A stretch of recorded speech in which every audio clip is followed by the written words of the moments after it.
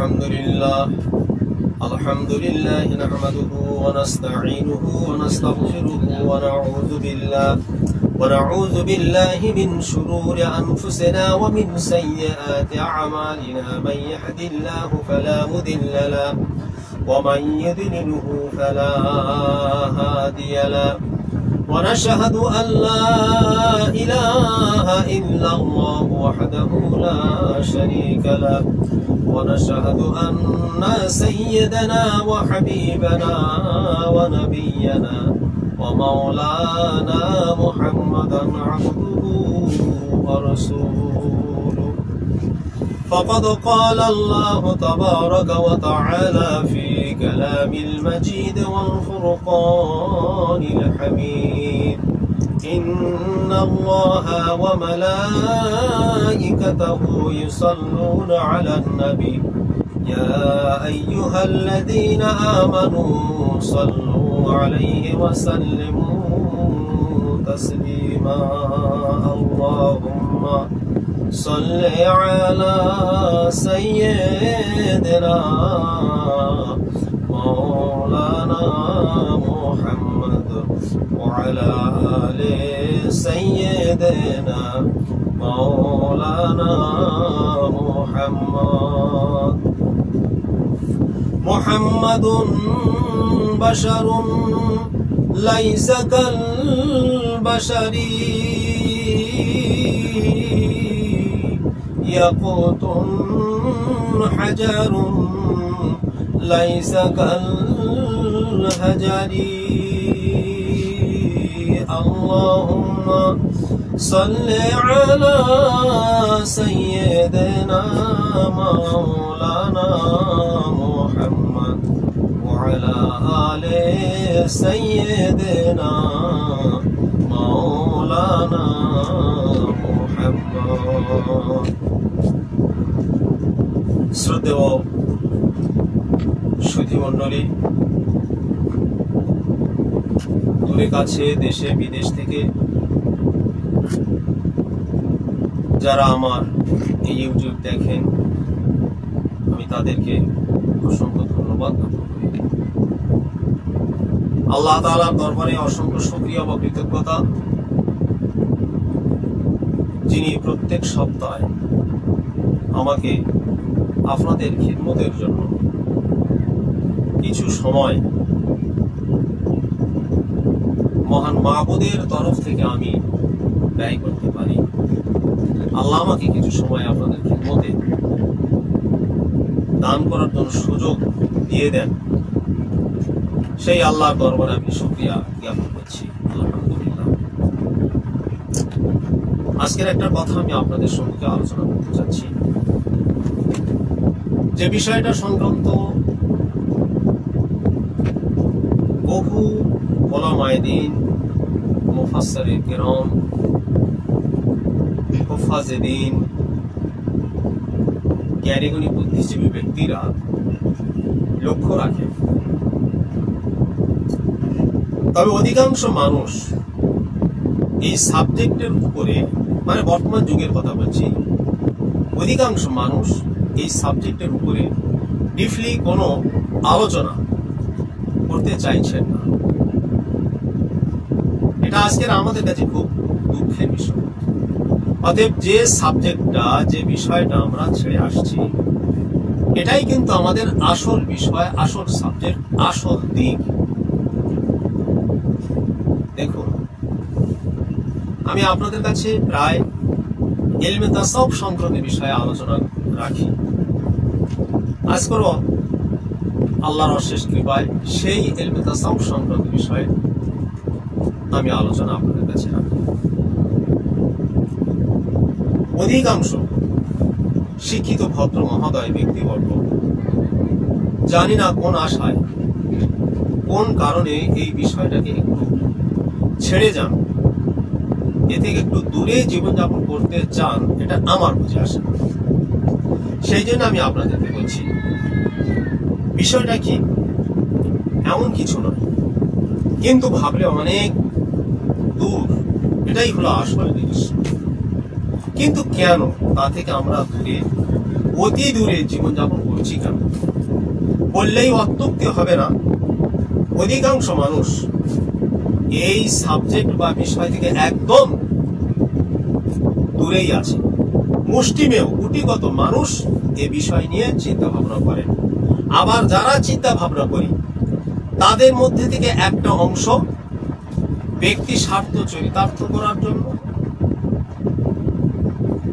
আবার এই অংশটা কিন্তু বেশি। কিরকম? আমি গদা বাংলায় একটা কথা বলি, যেটাকে বলা হয় ভণ্ডামি, দুষ্টুমি, নোংরামি। পীর মাশায়েখ ইলম তাসাউফ সংক্রান্ত বিষয়ে এই যে দুষ্টুমি, এটা খুবই খারাপ। হাকিকাত, প্রত্যেকটা জিনিসের হাকিকাত আছে, তার আসলিয়াত আছে, আসল রূপ, আসল দিক, আসল শিক্ষা প্রত্যেকটার মধ্যে রয়েছে। কিন্তু এই বিষয়টা নিয়ে অধিকাংশ ব্যক্তিবর্গ, এমনকি শিক্ষিত অশিক্ষিতদের মধ্যেও পাওয়া যায়, পরিলক্ষিত হয়, তারাও অর্থাৎ তাদের একটা অংশ এই বিষয়টাকে নিয়ে তুচ্ছ তাচ্ছিল্য, অবজ্ঞা এবং কেউ কেউ ভণ্ডামিও করে দেন। আমি সকলের কাছে করজোড়ে অনুরোধ রাখবো, কোরআনুল কারীম আমাদের সম্মুখে উপস্থিত। আমরা সেই কোরআনের শিক্ষা, কোরআনের দীক্ষা, কোরআনের বাণীকে নিয়ে আমরা আগিয়ে যাব। যদি এই বিষয়টা নিয়ে আমরা আগিয়ে যেতে পারি, তাহলে আমার ধারণা, আমার চিন্তা ভাবনা, আমি নরাধম, অত্যন্ত গুনাহগার একজন ব্যক্তি। আমি যতটুকু বুঝেছি আমার মসজিদের মধ্য দিয়ে, আমার মসজিদের মাধ্যম দিয়ে মানুষের জীবনের রেখা, মানুষের জীবনের চলাফেরা যা কিছু আছে সব জিনিসটা পরিষ্কার পরিচ্ছন্ন হবে যদি এই সাবজেক্টটা নিয়ে আমরা চিন্তা ভাবনা করি। এখন সাবজেক্টটা কি? দেখুন, আমি সর্বপ্রথম কোরআনুল হাকিমের একটা আয়াত, সূরা হজের 46 নম্বর আয়াত, এই আয়াতের একটা অংশ আমি আপনাদের কাছে পরিবেশন করছি। বিসমিল্লাহির রহমানির রহিম। فإنها لا تعمى الأبصار ولكن تعمى القلوب التي في الصدور صدق الله العظيم। এই আয়াতের একটা অংশ থেকে আমরা এখানে পরিষ্কারভাবে বুঝতে পারছি, মানুষের যে শরীরের মধ্যে একটা পার্স আছে, এই পার্স নিয়ে আমরা কিন্তু কেউ ভাবতে চাই না। আমি আগে ভূমিকাতে একটু বললাম, দুটো দিক নিয়ে ভাবি, একটা ভণ্ডামি দিক নিয়ে আর একটা করে খাওয়ার লক্ষ্য নিয়ে আমরা ভাবি। কিন্তু দুটো দিককে ফেলে দিয়ে, দুটো দিককে অভার করে স্বচ্ছতার সঙ্গে হাকিকিভাবে হাকিকাত আসলিয়াতের দিকে লক্ষ্য রেখে আল্লাহর উদ্দেশ্যে আমাদের ঝাঁপিয়ে পড়তে হবে। তাহলে আমাদের কাছে পরিষ্কার পরিষ্কার একটা দিক আছে। দেখুন আল্লাহ কোরআন কি বলেছে। আল্লাহ তাআলা এখানে জানাচ্ছে কি, যে তোমাদের যে চোখ আছে, এই চোখ কোনোদিন অন্ধ হয় না। আল্লাহ তোমাদের যে দৃষ্টি শক্তি দিয়েছে, এই দৃষ্টি শক্তি তোমরা দেখতে পাবে। তাই আল্লাহ বলছেন ফাইন্নাহা লা তা'মাল আবসার, এই পৃথিবীর মানুষ, তোমাদের যে চোখ আছে, এই চোখ কোনোদিন অন্ধ হয় না।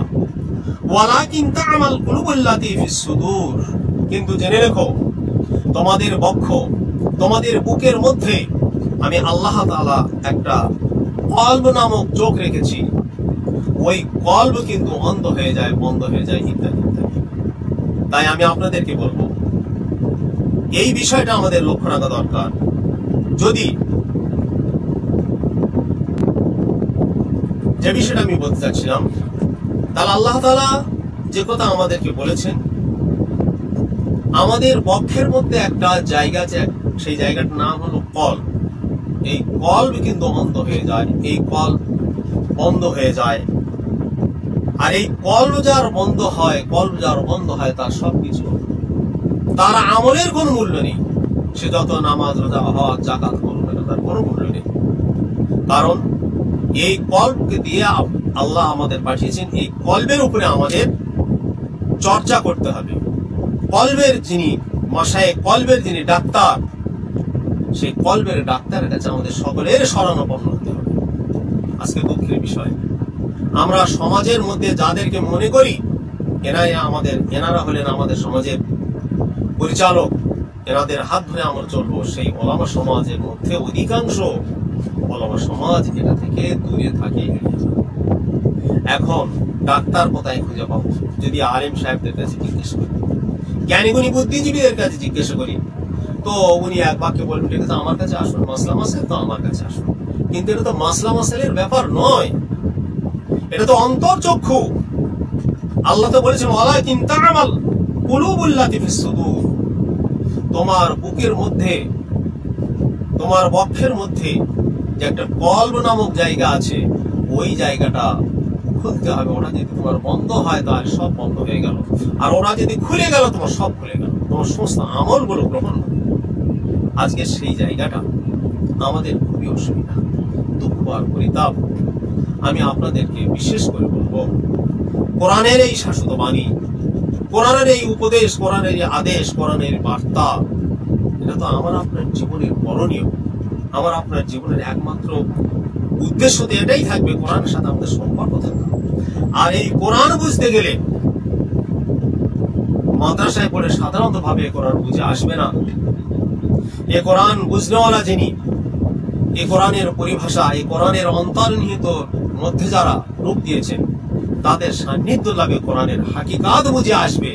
তা নাহলে মাদ্রাসায় পড়ে ভাষা ভাষা জ্ঞান আসবে, যে জ্ঞানটা নিয়ে আজকের আমরা এই পৃথিবীতে চলাফেরা করছি, অধিকাংশ মানুষ আমরা সে জায়গায় পৌঁছাতে পারছি না।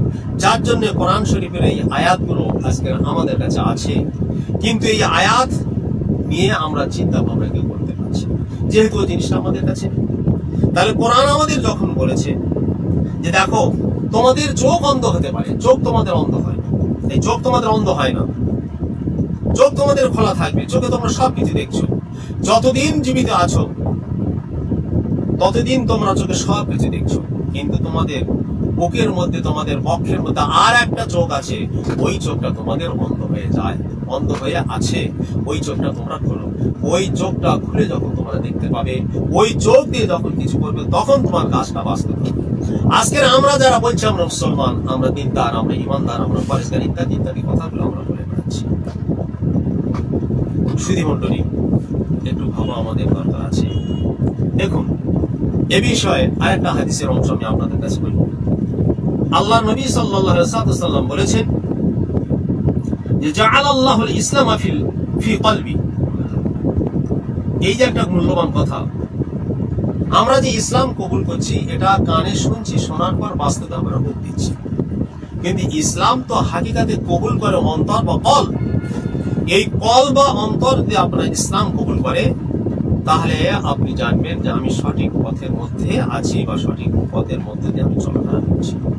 যে কারণে আল্লাহ নবী সাল্লাল্লাহু আলাইহি ওয়াসাল্লাম হযরত উমর রাদিয়াল্লাহু তাআলা আনহু সম্পর্কে যে বর্ণনা এসেছে, তিনি এজন্যই তো বলেছিলেন লা ইউমিনু আহাদুকুম হাত্তা আকুনা হাব্বা ইলাইহি মিন ওয়ালিদিহি ওয়া ওয়ালাদিহি ওয়ান নাসি আজমাইন। तमाम পৃথিবীর সবকিছু বাদ দিয়ে,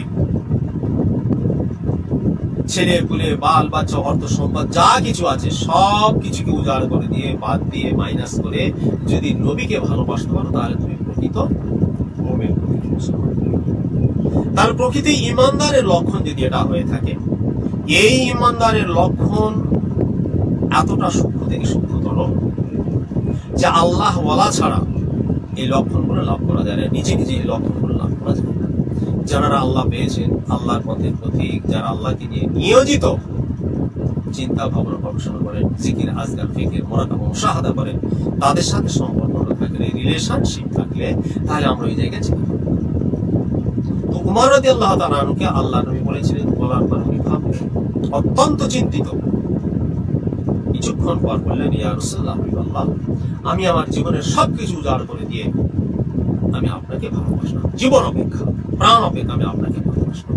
তার মানেই হলো ইসলামটা সম্পূর্ণ কলব গ্রহণ করেছে।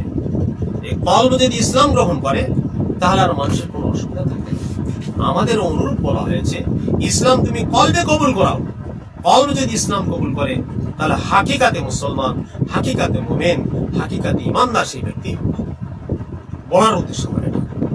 এই জন্যে আমি আপনাদেরকে একটাই কথা বলবো, যে পৃথিবীতে আমরা যে যত রকমের পথ মত আমাদের করে থাকি না কেন, আমাদের তো একটা জায়গা ঠিক থাকতে হবে। একটা জায়গা ঠিক থাকতে হবে, সেটা কি? না জাআলাল্লাহুল ইসলাম ফিল কলব, আমার কলবকে যদি ইসলাম কবুল করানো যায়, কলব দ্বারা যদি ইসলাম কবুল করে, তাহলে আর কোনো অসুবিধা থাকে না। কলবের মধ্য দিয়ে ইসলামটা কবুল করতে হয়, এটাই হলো বিধান।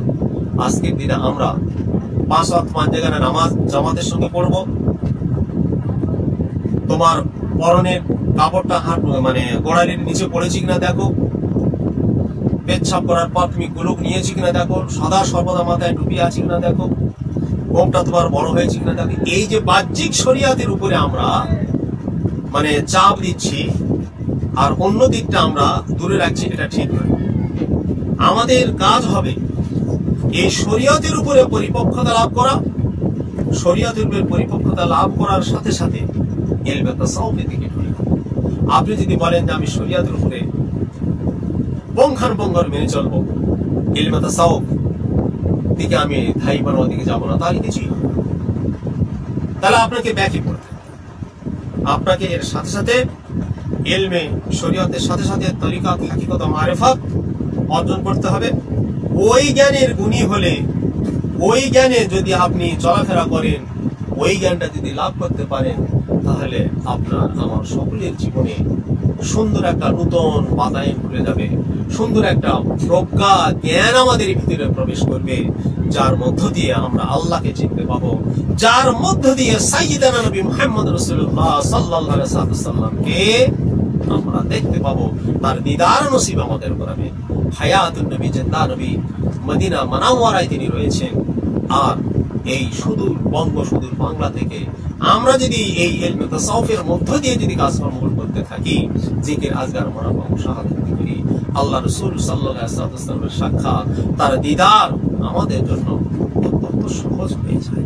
আমি আপনাদেরকে অনুরোধ রাখবো, আল্লাহ সুবহানাহু ওয়া তাআলা আমাদের সকলকে এই কোরআনের শাশ্বত বাণীর উপরে যেন জীবনযাপন করার শক্তি ও তৌফিক দান করে। আমিন। ওয়া আখিরু দাওয়ানা আলহামদুলিল্লাহি রাব্বিল আলামিন। পরিশেষে একটা কথা আপনাদেরকে বলি, আমি প্রত্যেকবার বলি, এখনো বলছি ও বলবো, আমি আমার মহান মুর্শিদ কেবলার সান্নিধ্যে জীবনযাপন করছি সুদীর্ঘদিন। আমি আপনাদেরকে অনুরোধ রাখবো, যে কোনো তরিকায় কামেল মুর্শিদকে আপনারা অনুসন্ধান করুন। যদি কোনো ব্যক্তির পক্ষে কামেল মুর্শিদ অনুসন্ধান করা দুষ্কর হয়, কষ্টকর হয়, তাহলে আমি কন্ট্যাক্ট নাম্বার দেবো, সেই নাম্বারে আপনারা ফোন করবেন, জানবেন, তার মাধ্যম দিয়ে আপনারা চলাফেরা করুন। সকলের জীবনগুলো কিন্তু সুন্দর, সুস্থ এবং সাবলীল চলাফেরা করুন। আজকে কামেল মুর্শিদ থেকে আমরা দূরে এসেছি, যার জন্য আমাদের মধ্যে অনেক দ্বন্দ্ব, ফাসাদ ইত্যাদি এসেছে। কামেল মুর্শিদের শরণাপন্ন হলে তাহলে আমার আপনার জীবনটা অনেক ভালো হবে, সুস্থ হবে, সবল হবে। ওয়া আখিরু দাওয়ানা আলহামদুলিল্লাহি রাব্বিল আলামিন।